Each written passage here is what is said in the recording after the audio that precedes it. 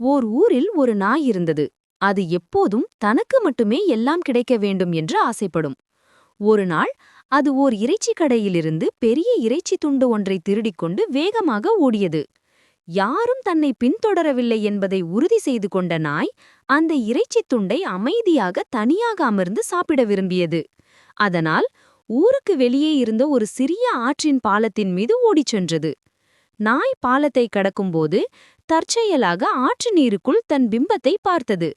நீரின் அசைவில் அதன் பிம்பமும் கொஞ்சம் பெரியதாகவும் சற்று மங்கலாகவும் தெரிந்தது. ஓஹோ, அங்கே தண்ணீருக்குள்ளே இன்னொரு நாய் இருக்கிறதே!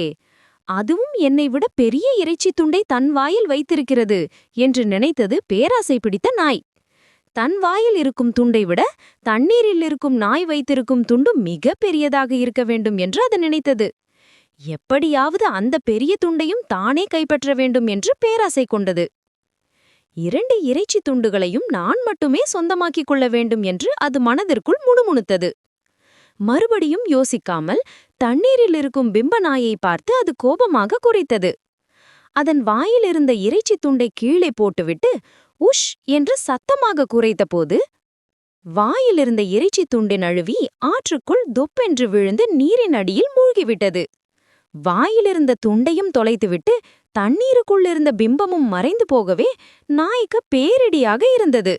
அப்போதுதான் அது தன் பேராசையினால் விளைந்த முட்டாள்தனத்தை உணர்ந்தது.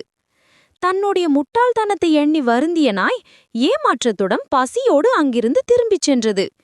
பேராசை பிடித்ததினால் கிடைத்ததையும் இழந்தது அந்த நாய்.